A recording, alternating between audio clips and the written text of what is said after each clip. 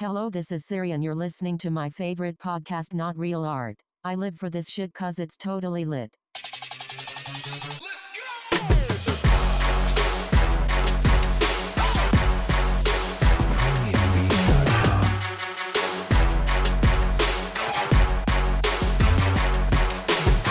go! Welcome to Siri's favorite creative culture podcast, Not Real Art. It's your boy Sourdough. And I have bad news for you listeners. Unfortunately, your favorite host, Man One, is not with us today, but I have the next best thing. I have Heidi Johnson from HiJinx PR. Hi, Heidi. Hi. Thank you for joining me today. Thank you for having me. It's kind of weird not having Man One here, I have to say. I bet it's like your other half. You know, it's my partner in crime. Yeah, Yes. so he's not here. So you're my partner in crime today. Okay. I'm not used to being on this side of the microphone. So Well, this should be fun. Like the whole thing about what we're trying to do with Not Real Art is to take the pomp and circumstance right out of the conversation and be real about our passions for art and design and creativity and have fun with it. Absolutely. Yeah. What's on your mind these days? Well, DesignerCon. Yes. Coming up. Which is happening this weekend, and it's the first year at Anaheim. So it's all Nothing happening. to stress about. Nothing to stress about. Nothing so far. I mean, not on my end. The press has been pretty good, so we're good on that. But I've got a couple clients who are also doing the show, so I'm also trying to make sure they're all prepped and everything to go. Right. as Right. well. So Yeah. how are people feeling about Anaheim?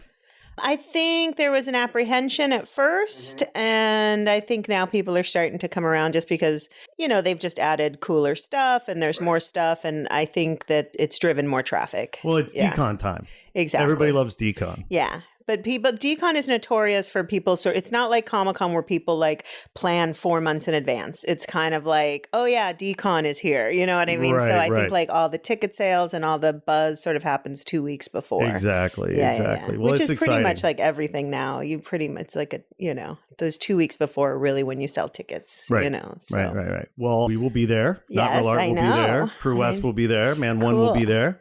And you will be everywhere. I'm Yes, sure. I mean, you'll be I in the will. press booth, but you'll be probably taking journalists throughout and Yes. doing Yeah. what you do, working your mojo. Exactly. Excellent. Trying to get excellent. people's pictures taken. So,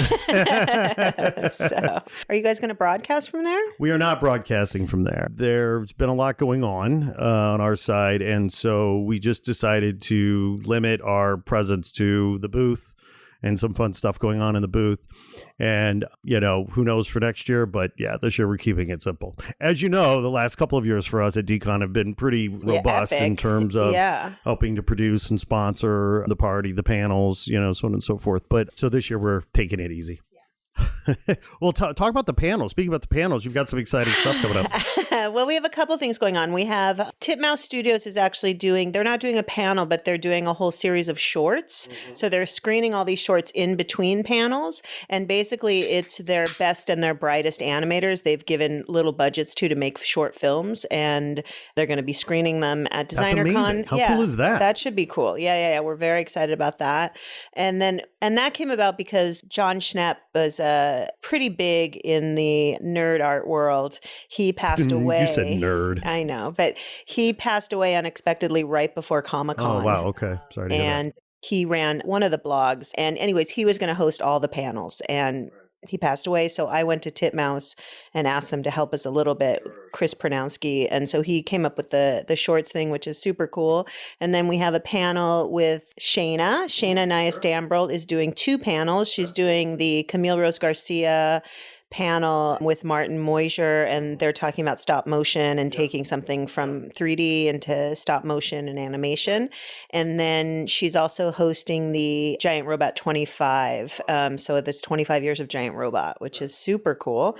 Kid Robot has a panel. They're talking about new releases. And then we also have a whole VR section this year. So we have a tech section, and there's this really great curator that I worked with on this show in Pasadena, who's the editor of VR Scout, which is the biggest virtual reality blog or publication out there. And Jesse, he curated this small show in Pasadena, but it was so impressive that I asked him to bring part of it to DesignerCon. So we'll have that, and there'll be some discussions on VR and XR and augmented reality and how you can sort of work that into your art and all I have of a that. confession to make. Sure. I I have a hard enough time with reality, let alone virtual reality. I agree. And I have to say, but what I will say, what is very specific, this isn't VR in the way that you're sitting there going through some sort of gaming situation, or the whole point is to show how fine art can work in a VR Interesting. Very cool.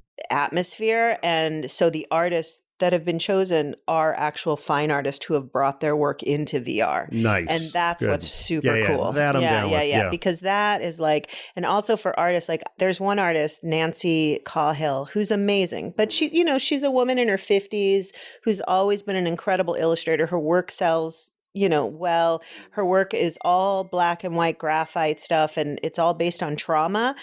And she was feeling frustrated because she felt like she wasn't getting her point across through the work. So her son built her a computer, and she took her sketches into VR. And now you can literally go through these sketches and the drawings and see where they knot up and kind of work your way through them. So that's where it's really cool. Well, her son just upped the game for my son. Well, and she just did a TED Talk because of it. Okay. Like she's, All right. yeah. Like, Wow. So for the listeners, what's her name again? Nancy Baker Cahill. And is her TED Talk available at TED.com? Yes. Okay. Yeah. Cool. Yeah, that's good. We'll have to check it out. She's cool. She's one of my favorites. That's super exciting. Yeah.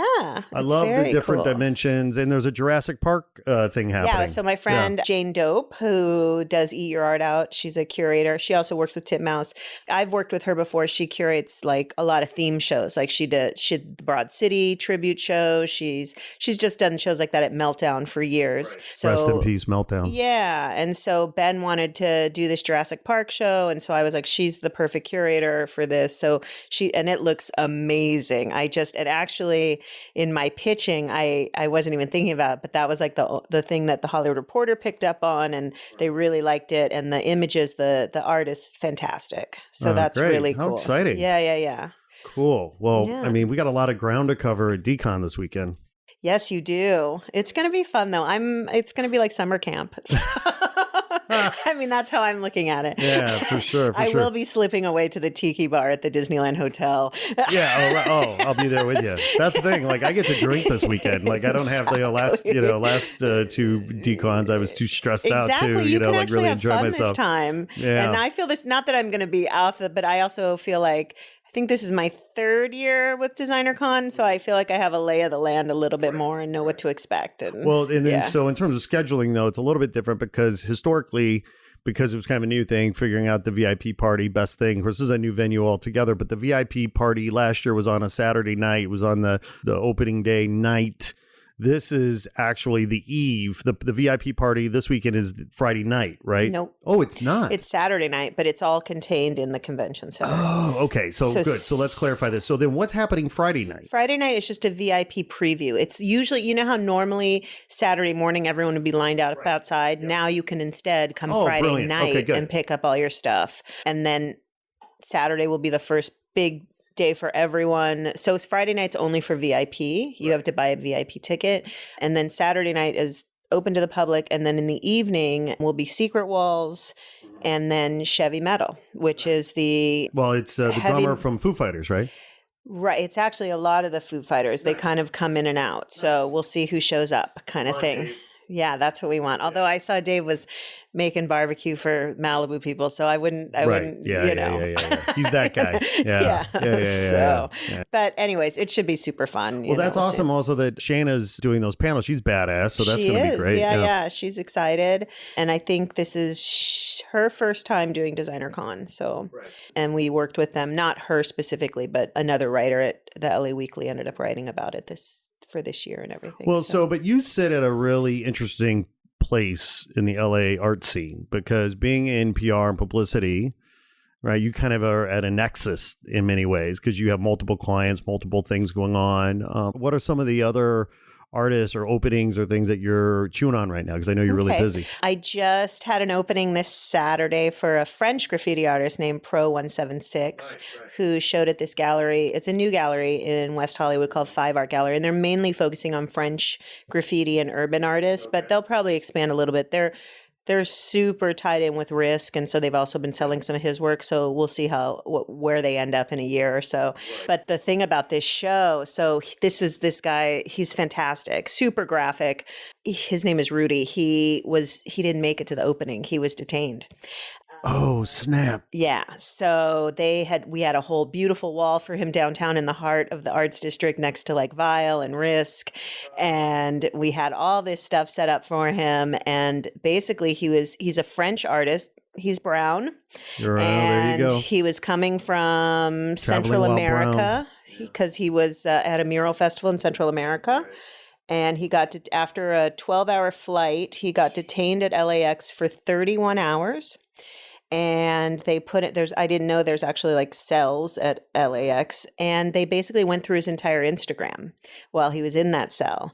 And they came to the conclusions that he was a heavy pot smoker and that he must have been here other times getting paid for walls. So they said that he lied because he said he was coming in on not this time, but other times coming in on a vacation visa, and it should have been an artist visa.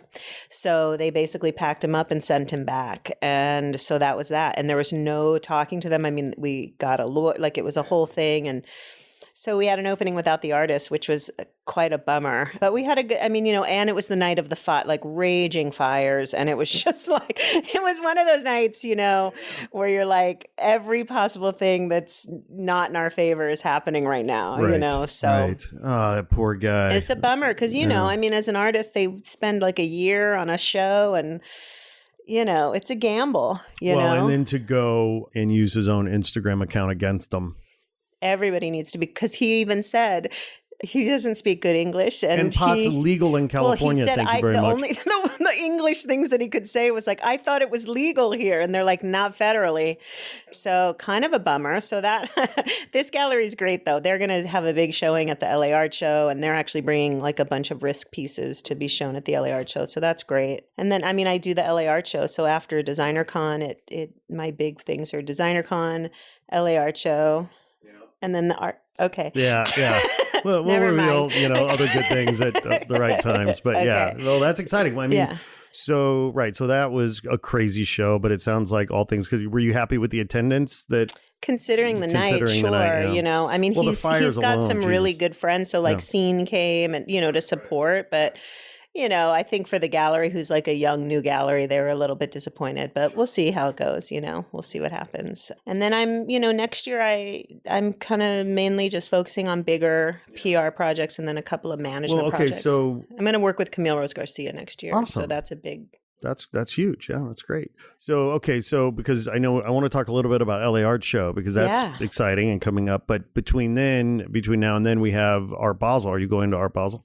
I'm still on the fence. We'll see. We'll see how I feel after DCon. I was looking today. Initially, I was going to go for a project, and without naming names, I actually had to fire a client recently because he's an outspoken Trump supporter and I couldn't take it anymore. So interesting. And normally that stuff but he was so outspoken about it on social media and I just felt like he was a hindrance to himself and I couldn't. Look, if you don't share value systems. Absolutely not. And when it came down to him saying, well, why don't you pitch me for like Fox News and stuff like that? And I just thought, yeah, this is where I have a choice. I got to believe in it. You got to believe in it. Right. Absolutely. So I was going to go for that guy who was painting some big jet. But I don't know if I'm going to see. We'll see. I might pop in for like a couple days. I normally only go for like the scope opening and then get out of there by the weekend because it's so hectic. Right. You're going though, yeah? I am going. I'll arrive on Thursday and I leave on Monday. Okay. You'll have fun. Yeah. Yeah. Man One is exhibiting in a show. Don't ask me which one. I'm not sure which. So he and his wife, Laura, are going. And my wife at this point isn't going, but be down there, harassing Man One's wife. Cool. Well, if I go, I'll let you know. And there's a bunch of stuff going on too. I'll let you know if there's. It'll be fun. Let's go have some fun. Yeah. Come on. It would be fun just to go and not really. I don't have to be there, but just to go to actually check it out. It's also nice to just stay home and chill. It's true. Especially with what's coming up, and we, say nothing about the holidays. God help us. But then the LA Art Show. What's pretty epic exciting? this Because year. last year the LA Art Show was your first year with them. Yes, and I was Right. terrified. Right, So sure, this yeah. year I feel more comfortable, and we're having a love fest, and we all like each other so much. Where before, that first year you're all like, I don't know, Oh yeah, saw something out, yeah. Yeah. So this year, and I got to be more involved in some programming and things like that, which is cool. They really relied heavily on me for Littletopia last year, just because of my connection to Greg Escalante and all that. And this year I really wanted to be able to focus on the entire fair and not have that be like my main thing. And so I wanted to also bring in a new curator and have someone sort of take it over.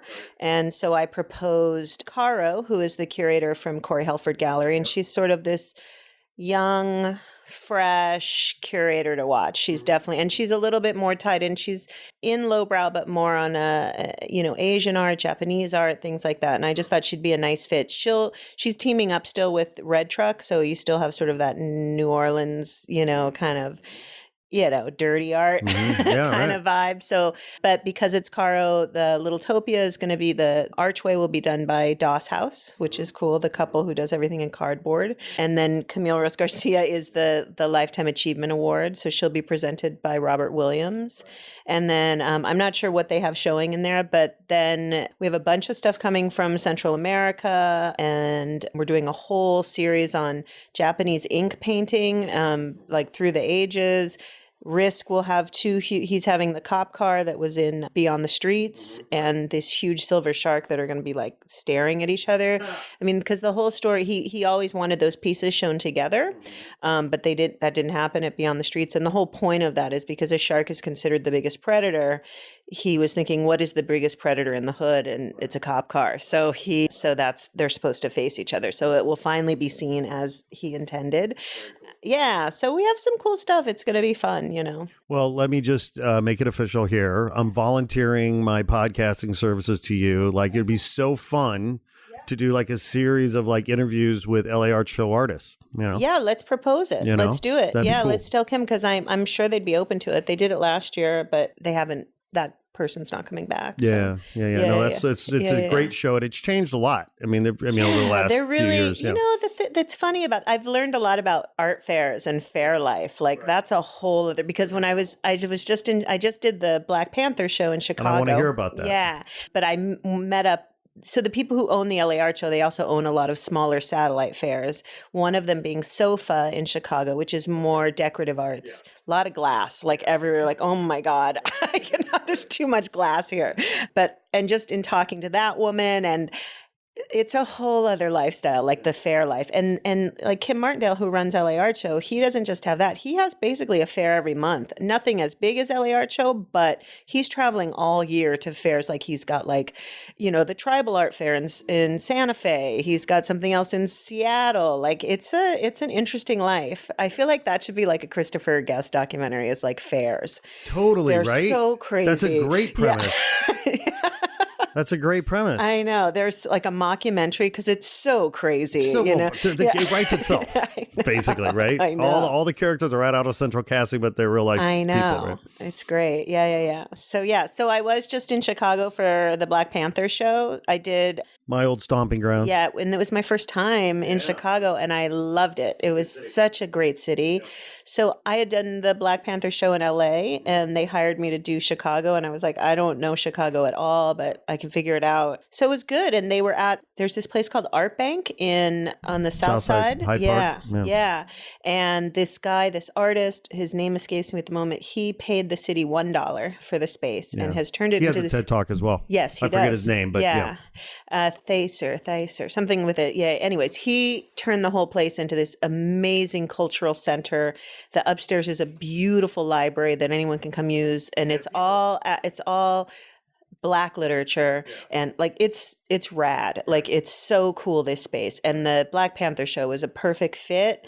and it was the biggest show they've ever had. It was like lines out the door, and it was super cool. And we got a lot of good coverage, NPR coverage. And the cool thing is they're breaking ground on the Obama Library across the street. So it was and it was just, I realized for me, and this show is a moving show by Sepia Collective. And so they started in LA, they did a version in Oakland, they did Chicago, and then next year will be New York. And they're really going around and educating people about the Panthers and sort of their story, not what you think the Panthers are. Because, the Panthers, like, their whole thing was like feeding people and being in the community and all this stuff. So, but this show is really heavy on female Panthers. But and racist white people don't give a shit about any of that. No, exactly. So, I'm just, yeah, no, stating the I obvious. know. I mean, this whole thing was about female Panthers, and there was an incredible panel with like 5 75-year-old revolutionaries, you know what I mean, who were What are we doing with our lives? Unbelievable. And I realized for me, like, I'm not even here to talk. I'm just here to listen. Like, my whole job this weekend, like, it was so powerful that I was like, I'm just here to listen to this stuff because what do I know? You know? Right. Yeah. A white person in that context, just keep your fucking mouth shut. It was a little weird. I could tell there were a couple ladies in the mix who were like, looking at you like, really a white girl, publicist? what are you doing here? Well, yeah, no, Yeah, and right. it's interesting because I don't think of it in that way. And I LA totally is very, get it. I mean, I'm sorry, Chicago's very segregated. It is still one of the most segregated cities in the country. Yeah. So, and I definitely felt that vibe. Not that anyone was, No, exactly. but No. I could definitely tell they were like, oh, you couldn't get a black publicist, you Right, know what I right, mean? right. And I got that, So I just kind of like, You did put the my blackface thing. on and everything was fine. Yeah, exactly. Totally. Fro. Can you imagine? Oh my Dressed God. up in No, it's costume. performance art. Is that racism? It's performance I just art. want to fit in. No. I thought one of the most powerful things and it just resonated with me, one of the women stood up, also probably in her 80s, and she said, the saddest thing that's happened, in the last 2 years is realizing that, the majority of white women voted for whiteness over womanhood. Yep. And I was like, like you know what I mean? It's just like, just to actually hear it was just really like, yeah, we suck. Like, it's like, I mean, I don't know about you, but this election, I mean, it's the midterms. Yes, it was a little bit of hope. And yes, we're in the House, but it also, like, you're looking at that thing and you're like, we are racist. Like, this country is it's so depressing, Well, as my wife was lamenting the results of last Wednesday's, Tuesday's elections, and as we were talking about on Wednesday, there's a lot to be discouraged about, but there's also a lot to be hopeful about. And, the reality is, we like to forget that this country was founded by white supremacists. Supremacists. I can't even say it. And I'm glad. And, and in this country was built on genocide and rape and everything, everything evil. Yeah, all the good, cool stuff just happened in the last 20, 30 years. So absolutely right. And and by the way, not to be a conspiracy theorist about it, but I think Obama's election, when I voted for Obama both times, I loved Obama, but he was not at all a perfect guy and not a perfect, he's a politician and he's, flawed human being, a good human being, but whatever. I didn't agree with everything he did, but I think the sort of deep-rooted, you talk about deep state, the deep-rooted white power structure that really holds this country together sort of like, oh shit, this is changing. It's real. And now this overcorrection. Yeah, I mean, what it is it's really scared racist people who are like, wait, white people aren't really in power anymore. I mean, you look around, I mean, not even California, the United States, it's not a white country anymore. The average American doesn't look like what you think the average American looks like. Well, the issue also is, I mean, there are many issues, right? I mean, it's so complex, and we talk about it's great and it's helpful, but it's also like sometimes a disservice to the complexity of the issues. But when Trump got elected, I was born in Gary, Indiana. Okay, I grew up outside Chicago, and I lived in Chicago a long time. I moved to LA in 2001, but I've traveled all over the world, and I've been fortunate in that way. But the reality is, I'm from the Midwest. So when I moved to LA in 2001, and I remember talking to these guys at this dinner once, and they said, "Oh, well, where are you from?" I said, "Chicago." And they quickly said, "Oh, the flyover city." And I said, "Excuse me?"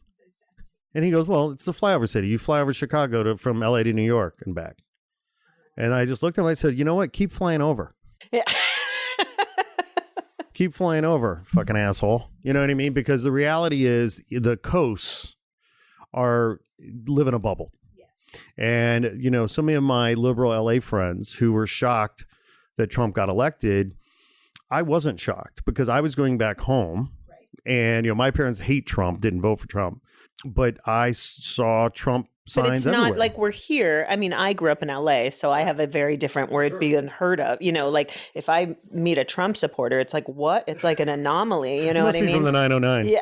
So, but I imagine middle America, it's much more common. You know what I mean? Where it's just like, it is what, I mean, there are Trump it is. supporters. I mean, look, yeah. you know, rural, it's not like they're hiding. Where I feel here in LA, they might be hiding. They're hiding here. Yeah. Well, and I don't know, this is kind of maybe an interesting segue, but I don't know. Have you seen the price of everything? I turned it on last night. I was so tired I fell asleep, Right, okay, but I watched a bit of it. I do want to finish it. Yeah, they talk about how so many of the, you know, Uber art collectors, of course, are really Trump supporters as well. And the disconnect, right, between the artists that make the art and the people that collect the art, so on and so forth, in terms of politics. Anyway, the point is that, yeah, you know, I mean, we live in these bastions of liberal values, and I'm so grateful, right, that we live in a place where pretty much nobody gives a shit who you are, what you do, as long as you're not a fucking asshole to them. You know, no one cares about your gender or your sexuality or whatever. It's like, it's based on merits, really, you know, and I'm grateful for that. And you wonder why other people don't want to live in a world where it's kind of unconditional love, unless, you know, you're an asshole, you know, but that's not the world, you know, we live in, you know. And, you know, although I was talking to a friend, so I had to go home recently, right? My dad had surgery, whatever. And so I was back there helping him. And so I'm driving around, you know, my old neighborhood and old haunts. In Indiana. Yeah, Northwest Indiana, about 40 miles outside Chicago, right near Gary. And so I'm driving around, and of course, it's Trump country. And I'm a white guy, right? So, like, you know, there's nothing that they're going to dislike about me unless they maybe talk to me, right? I tend to turn off people when they talk to me. And anyway, you know, driving down the road, people are so nice. They yield the right of way. They let you pull out. They wave to you when you drive by. They wave to you, you know.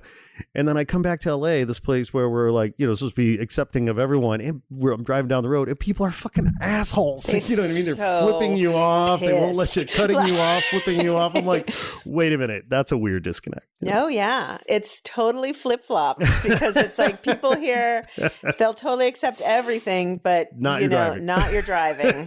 It's like, you know, the doggy dog it's world insane. on the 405. And now it's like even like crazier because people are just on their phones. I think here more than anywhere. Yeah. Although I have to say in Chicago, I've never had more scary Uber drivers. I mean, they were insane, like crazy. Yeah. And also like total rideshare, not like, hey, let me accommodate you. It was like music blaring and not even asking me if I wanted it down. You know what I mean? It was just like, and it happened like 4 or 5 times. And you're like, wow, I went with my friend Paige, who is the Good Luck Gallery, and we rented an Airbnb in the right on State Street, like right by the water and everything. Nice. So you were probably Gold Coast area? Yeah, I mean, we were literally could walk to the Art Institute and so yeah, you were downtown, kind of proper New East Side kind of thing. Yeah, I did the one tourist thing that everyone said I should do, which was the architectural boat tour, which was amazing. Yeah. And we did it at like dusk, and it was so cool. And docents who run that, they know everything. Like I was surprised, like how much information and. You know, it was cool. Growing up there, right? So you grow up going to the museums in Chicago all the time, which was like. It's the other thing. I don't think people realize that the Art Institute, I knew it was a good museum, but it's like every time you turn a corner, you're like, they have that piece? Like, it's insane. It's insane. And you need like a couple of days. You do. And just for the museums, because not only are the art museums amazing, but you have the Field Museum and the Science and Industry Museum, and, you know, those are epic. But I moved downtown to finish college because I started at Indiana University and then I finished at Columbia College, which is a small private liberal arts school right there on South Michigan Avenue. And so I used to live in a building sort of right there at Randolph and Lakeshore Drive, and Columbia was down on South Michigan. So I would walk. And often, so one night I'm walking back after class, and it was like 9 o'clock or something. And this homeless guy asked me if I had a cigarette. And I said, well, no, I don't have any smokes, but I got a joint. Because I used to, back in those days, I had often in my wallet, I would have a condom and a joint. You know, because a single guy, right? You gotta be prepared. I mean, anything's possible. You've got ambience all in your wallet. That's right. And so he's like, serious. I'm like, you want to smoke? He's like, yeah. So I sat down. We literally sat down on the steps of the Museum of the Art Institute, right between those lions. Yeah. And smoked this joint together and hung out for about an hour. And it was just one of those magical moments, you know, where you actually sit down and talk to somebody and get to know them. And anyway, love that city. Great memories. It's a beautiful city. I was really, the whole time I'm like, gosh, I could live here. Like, I could totally be into this. Everyone was just like, come back in February. Yeah, right. Yeah. Well, and, you know, back in the day, right, you used to have sort of 4 proper seasons. You would have a spring and a fall. Right. And those are glorious times. And yes, the winter was harsh, but at least you had, now it's just hot, humid, intense summers and cold, long, you know, wet winters. I mean, for what I understand, we were there and it was like fall and it was like 65, 70 and people are like, this is unheard of. Yeah. So, yeah. Which also here talk about global warming. Like normally this time I was thinking about when I was a kid, this was like rainy time. Like we would have rain. No, I moved to LA in 01. Yeah. And I'm telling you that when I moved here in 01, for those first few years in the aughts, there was rain in the rainy season, however you define that. And it was never 100 degrees in October, November. And there were no bugs. Yeah. Now we have bugs. Now it's 100 degrees in November and we have no rain. When I was a kid and you would go to Santa Monica Beach, there were actually shells all over the beach. I mean, really, like there were shells. Right. Now there's garbage. Crazy. Yeah. They were saying that where the Paradise Fire was, that they, you know, over the years, they're used to getting this season. Everything was so dry because by now they get up to 5 or 7 inches of rain at least, where this season they've had nothing. So everything was just so. Well, that's when I talk to my friends back east, you know, they're concerned about the fires out here. And I'm like, you know, California, throw a match anywhere in California, it's going to burn. Yeah. We're going to have to figure it out, you know. Yeah, 12-year drought or something. And speaking of the fires, I mean, we have been through a hell of a week, starting with the shooting in Thousand Oaks and God forbid that, and horrific event.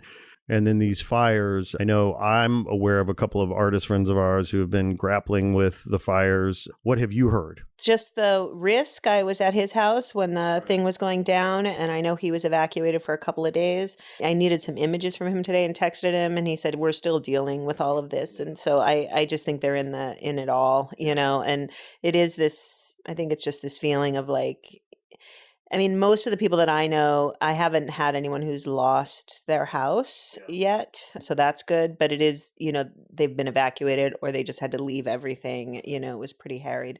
My friend Abby, I think I haven't heard from her, but she was about to go back in to see how their house was. And that was like her family house. So pretty intense. Well, and then you hear these, you know, you'll sort of see something on social media. You'll hear something in those, you know, somebody's house was miraculously spared, and yet every house around them is decimated. You know, it's like, that's not a good situation either, you know? Yeah, that's what somebody was saying. It was like, you'll have like 4 houses burnt, 1 is standing, another house burnt, 2 are standing, you know? So it's, you know, the whole thing is so heartbreaking. And I know a lot of it is just things. And it's, you know, if you're safe, you're safe. My heart bleeds for all these animals and just, you know, not knowing where to put them and them, you know what I mean? It was like it's pretty scary. So hopefully, and you know, we're still blazing. It's not done yet. It's not done yet. You know, and they're talking about the winds are really big in San Diego, and they're hoping that something doesn't break down in San Diego because we just don't have the manpower right now.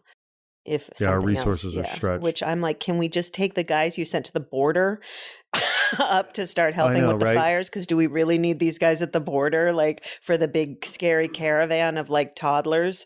You know, who, by the way, aren't even supposed to be there until like January or February or something. You know what I mean? It's like, they're Jesus, moving 5 miles a day from Mexico City. So it's bad. And you know, and they're kids. They're not even. It's so ridiculous. Bad. This guy, I can't even. You know.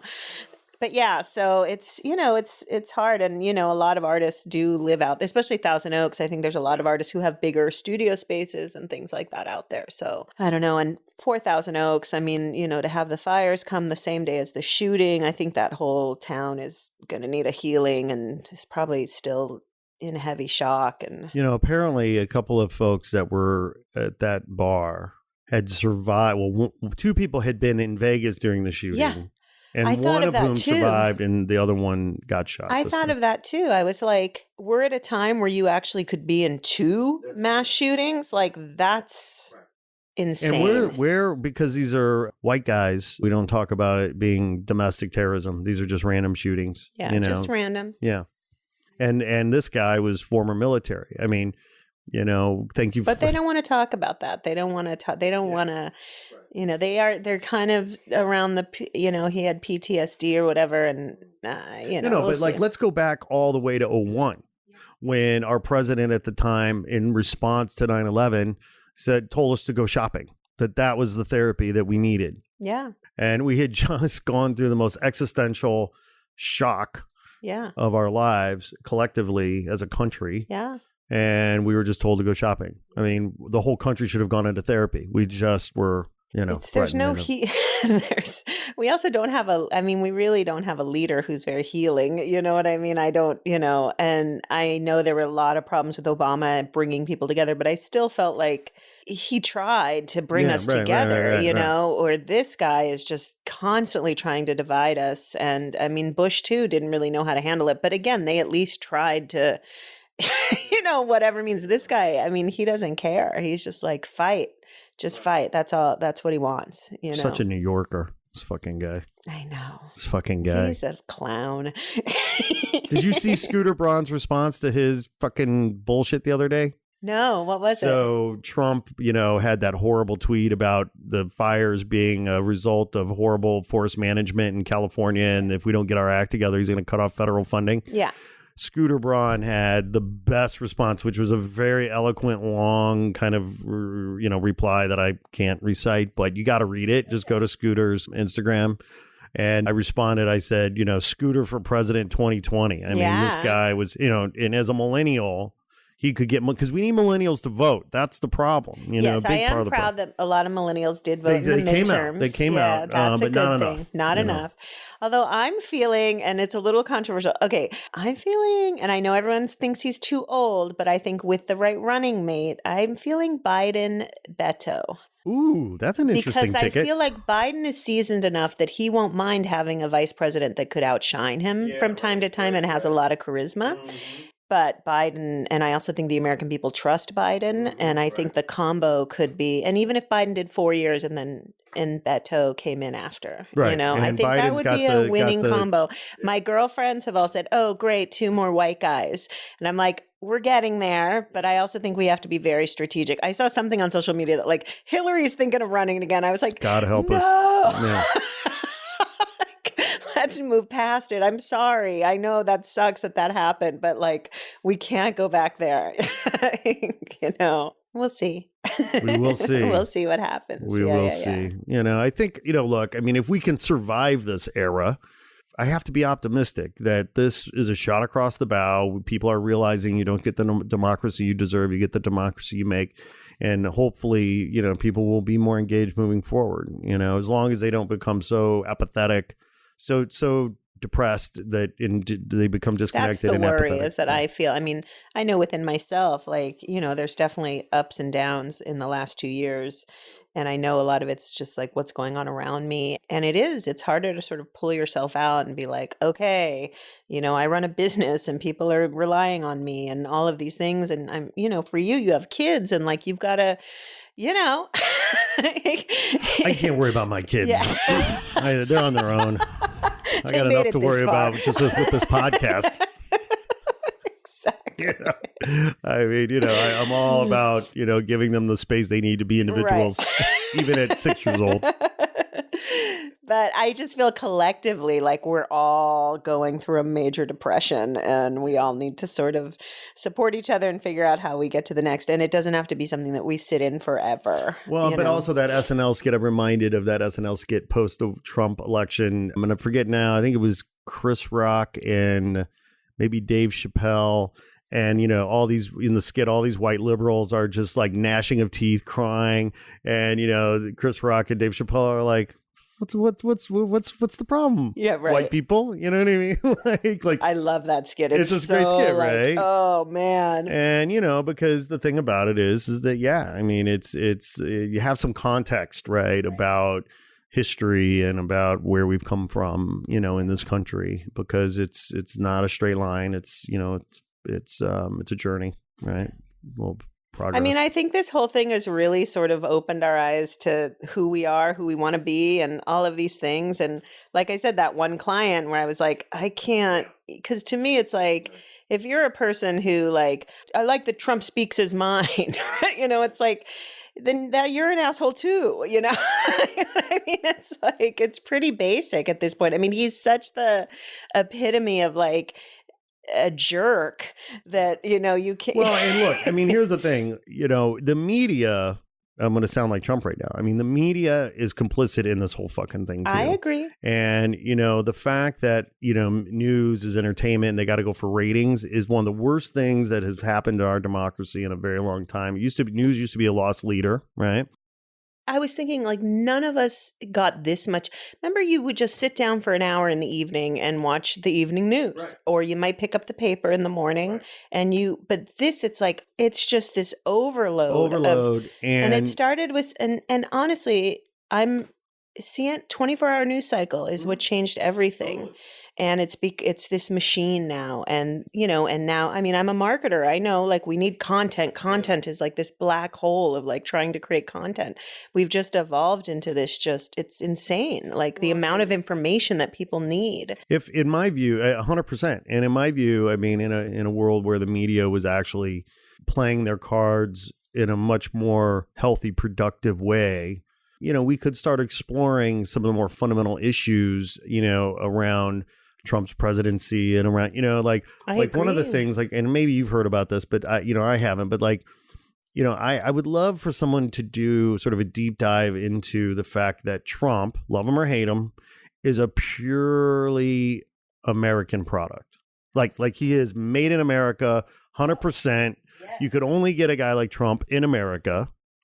And what does that say then, right, about our culture and our country? And also, he's the poster child of the last 20 years of culture and what we've, we talked about like the CNN and the 24-hour news cycle that also kind of paved the way for like reality TV and sort of like, we have become a product of the information that we've been, the entertainment that we've been consuming. And, a lot of it is junk food and, from the Kardashians to the, it's all, and he was a reality guy. So to me, I mean, I don't know exactly what the direct line is, but I know that what we've been ingesting is what's created what we have in office right now. And these people who think it's cool that he's president, know what I mean? Like, because they watch TV, they think it's cool.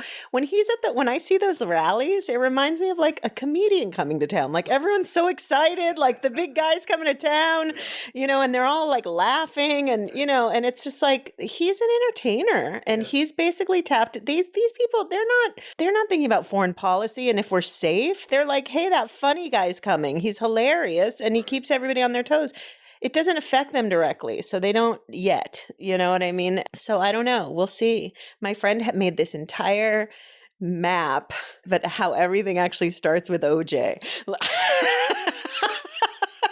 Wow, I got to see this map. No, I'll email it to you. So she's blaming a black man? Yeah. Oh, be careful. No, it's a guy. And no, but it's just basically how the Kardashians and all of this stuff sort of all stem from OJ and the trial watching and all of that. And, so I don't know. I mean, I don't know. And if you look at the way this presidency is being run, it's like a reality show. The way he says things like, we'll see what happens. Like, like you're like, oh yeah, we got to tune in. Yeah. So it's all entertainment. Unfortunately, it's our lives, but, he's treating it like a game, so. I tell you, if anything, if there's a silver lining in any of this, and we'll sort of wrap up here, but I thought I was going to talk about marketing. I didn't know we were going to talk about. You know, that's what the beauty of this is, right? That's why it's called not real art, because you never know what you're going to talk about, Cool. but yet it's all part of our reality, right? And by the way, how much of art is being informed by this very problem. Absolutely. Right? Which is funny because I'm seeing more Trump paintings everywhere, but nobody's buying those paintings. Who wants to live with a Trump painting? But artists feel the need to like, got to get this out, you know? But I'm just like, no one's going to buy that, you know? Maybe a dartboard. I mean, even Robbie Canal, who's like the biggest poet, just had a huge show and he sold a lot of pieces, but nobody bought the Trump pieces. Right. You know? Well, but he had to do it, right? Yeah, I don't know, man. I mean, it's interesting. I mean, you know, part of my frustration, you know, with this whole dynamic is that, and believe me, I hope I'm wrong about all of this, right? But like, I just feel so much like, you know, Republicans are playing chess and liberals play checkers, you know, and while liberals, of which I am one, are so focused on issues, Republicans are focused on institutions. So, you know, the Kavanaugh thing, right? Like, there's a perfect example of Republicans not giving a fuck about the issues because all they knew, they had the eye on the prize. And the prize was, we have to get this guy on the Supreme Court by any means necessary. Any means necessary, no matter what he's done, no matter how women feel about it. That's right. That's right. You know? And so they won. And, you know, Democrats got mired in you know, very important things. I'm not saying it wasn't important. You know, these issues do need to be discussed. They do need to be raised. But, you know, I feel like, you know, they're playing a 30-year game plan or a 50-year game plan. Some conspiracy theorists say that all that started with Nixon. You know, like absolutely. I think I agree with you. I think that I think like the Democrats or liberals, we basically got like, you know, hit in the back of the head. And now we're like, oh my God, like we're in a fight. You know what I mean? Yeah. Well, and that's the other thing too. It's like how did this happen? It's like, well, actually, well, everybody has a plan until they get punched in the face. Yeah, exactly. You know, and you know, the thing about Republicans is that and I know this, and we all know this, but Republicans are not only willing to die for their values, but they're willing to kill for their values. And by the way, they have all the guns. So, you know, I'm not saying that, you know, it could, you know, it will come down to a civil war, but I hope it doesn't, because you know what? Liberals don't know how to fight. They don't know how to fight, and we don't have any guns. Liberals are lovers. They're lovers, you know? And so how do we win? Well, we win with ideas, and we win with strategy, and we win with love and, you know, and all those things, but we've got to up our game. And maybe science. What's that? And maybe science. And science and facts and, you know. And art and literature. I don't know. Well, you know. Well, what is that martial art? Is it jujitsu or is it judo? One of the martial arts where the whole thing is about using the person's own weight and own physics against them. So it's not about overpowering them, but it's about letting them, you know, kind of foil themselves, you know? And I think that's kind of what we're doing. Yeah, here. for sure. Oh, Who knows? Heidi. It's good hanging out with you. Yeah, for sure. This is like the HiJinx edition of the Not Real Art Show. Well, will you make me a promise? Yes. Will you come back? Yes. Can we do this again? For sure. And again? Yes. And again? For sure. All right. Yeah. Awesome. Thanks for having me. Hey, thanks for coming. Cool. And you hungry? Let's go grab some lunch. Yeah, that sounds good. Okay. Signing out. All right. All right. Later. Late. Bye. And for those people who are still listening, don't forget to like us and share this episode and subscribe, because we need the love. Thanks so much. Cheers.